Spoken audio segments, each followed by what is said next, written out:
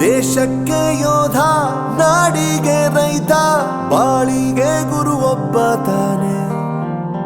ಅಕ್ಷರ ಕಲಿಸೋ, ಅಜ್ಞಾನ ಅಳಿಸೋ, ಅವನೂನು ಅನ್ನದಾತಾನೆ.